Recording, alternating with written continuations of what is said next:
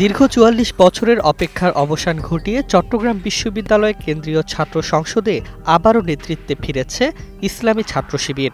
বৃহস্পতিবার ভোর ৪:৩০টায় সপ্তম চাকসু নির্বাচনের ফল ঘোষণা করেন প্রধান নির্বাচন কমিশনার অধ্যাপক মনির উদ্দিন। এতে শিবির সমর্থিত প্যানেল সম্প্রীতির শিক্ষার্থী জোট বিপুল ব্যবধানে জয়লাভ করে ২৬টির মধ্যে ২৪টি পদ দখল করেছে। ওয়ালটন এখন দেশের সীমানা পেরিয়ে পৌঁছে গিয়েছে ৫০টিরও বেশি দেশে।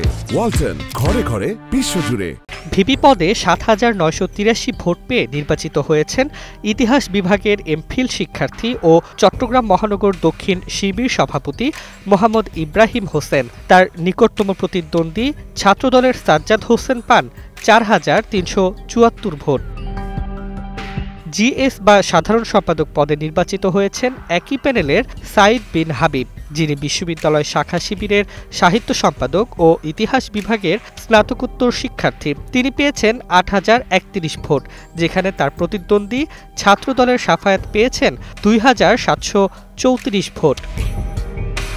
শান্তিপূর্ণ ও উৎসবমুখর পরিবেশে অনুষ্ঠিত এই নির্বাচন নিয়ে নির্বাচন কমিশনার বলেন, প্রার্থী ও ভোটারদের অংশগ্রহণ ছিল সত্যিই অনন্য। একমাত্র এজিএস পদে জয় পেয়েছেন ছাত্রদলের প্রার্থী আইবুর রহমান এবং সহ ক্রীড়া সম্পাদক হয়েছেন স্বতন্ত্র প্রার্থী তামান্না মাহবুব। ১৯৮১ সালের পর এই প্রথম চাকসুর নেতৃত্বে ফিরল ইসলামী ছাত্র শিবির।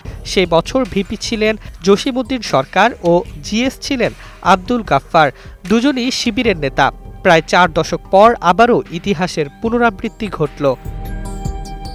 চট্টগ্রাম বিশ্ববিদ্যালয় এখন উত্তেজনা, আনন্দ আর নতুন নেতৃত্বের প্রত্যাশায় মুখর, যেখানে ৪ দশকের ব্যবধান পেরিয়ে আবার ফিরেছে পুরনো প্রভাব নতুন প্রজন্মের হাত ধরে।